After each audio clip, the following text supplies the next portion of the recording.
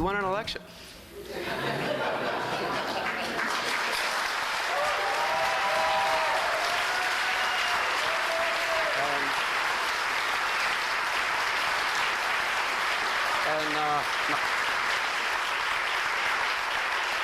And I'm willing to work with anybody who's willing to work with me.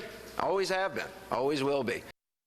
Well, the governor and still Governor Daniel Malloy here, he won in something that just seemed like Groundhog Day. Same scene 4 years ago. He and Tom Foley had a really tight race here, went down. They wouldn't call it the night. They had to wait till the next day. Same thing over here. He won again in a very contested race with Republican businessman Tom Foley, and there was even voting irregularities at the beginning of the morning yesterday. In Hartford, there was problems. There was also wrong ballots that were passed out in Naugatuck, I think, in another part of the state. I guess my question is, there was a wave last night. It would have made sense to me if Connecticut broke at the end of the day for Republicans. How much of this comes down to the candidate, him or herself, though? It's a mixture. Where you have a big wave, you need good candidates also. That's why we swept all the seats we need to pick up, except for the Buffalo seat, with respect to the state Senate. Same with the 3 congressional seats that we picked up here in New York. We had really good candidates. In some cases, for a while, we didn't, but the party made sure they moved aside. Other candidates moved in. Then along comes a big wave. You need both. Can you give any rationale why Foley won and so many others didn't? I'm sorry, Malloy won when so many others didn't? I think if you put... Because he wasn't beloved personality-wise in Connecticut either. No, he wasn't. But if you put the state of Connecticut in a neutral election cycle, where there's not a big wave against the Republicans or a big wave against the Democrats, I think the Democratic candidate will beat the Republican more often than not. It's a Democratic-leaning state. There was a wave. It just wasn't enough to get Foley over the top. You could look at the Maloney-Hayworth congressional race in the 18th, where, again, a Republican wave helped Nan Hayworth come close, but not quite enough to beat Sean Patrick Maloney. Well, in Jersey, no surprise, Cory Booker won. What really struck me, Dom, is it's so clear when you see him. He was built for the U.S. Senate much more than he was to be mayor of Newark, let alone even governor. That's if you buy the argument that he should be in politics. I don't buy the argument, but go ahead. I really don't. Well, I see him as a total opportunist. I really do. But go ahead. We beg to differ, my friend. I'm only saying certain personalities, Andrew, listen, to be a mayor, it's great that he's Superman. He's rescuing people from the snow drifts or running into burning buildings or all the rest. God bless him. He's tweeting everything that's going on. But there is a certain discipline for mayor and even governor and certain other people or statesmen, even if you don't buy it, I think.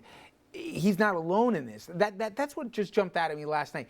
Damn, he fell into it. If he ran, and maybe even if he beat Christie, theoretically, he wouldn't be built for Trenton. He's much better suited for 6 years in Washington, I think. Quite possibly. I mean, he's tried to be as bipartisan, more bipartisan than some who have gone to Congress, who's trying to work deals.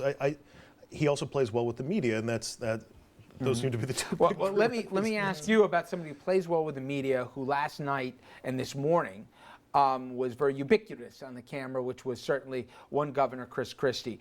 He had the job as he headed up the RGA, the Republican Governors Association. But I'd love your perspective on this one.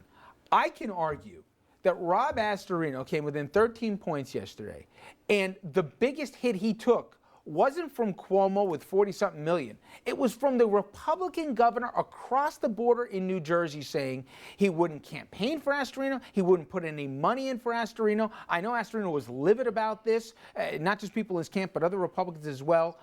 And a lot of people said this kept Republicans away.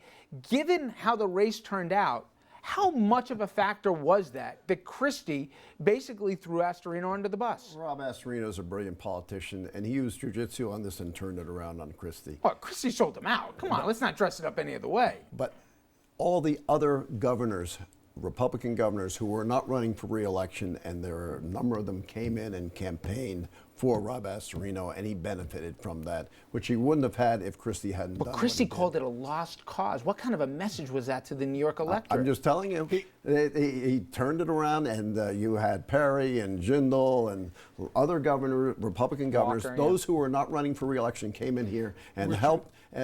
and help Rob raise money, which he otherwise wouldn't have gotten. Richard, here's the message it's sent to the electorate.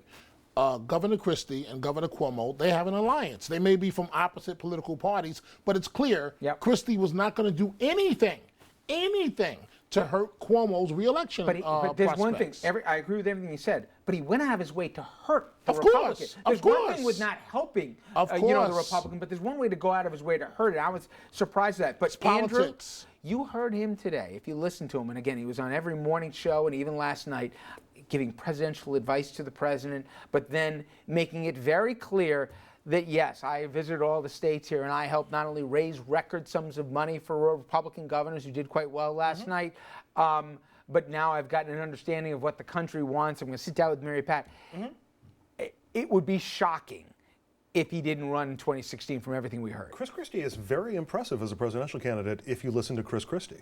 Thank you. It's a little bit more than that, though. Thank you. It comes down to that. He's certainly got political chits now that he's going to be able to cash in as he tries to advance for 2016. I'm not so sure that I'm not sure what kind of help that institutional support provides. It probably helps a little bit. Mr. Chairman, you might know better than I would. Let's say there's no smoking gun with the feds on Bridgegate. Let's hypothetically assume that there's nothing there.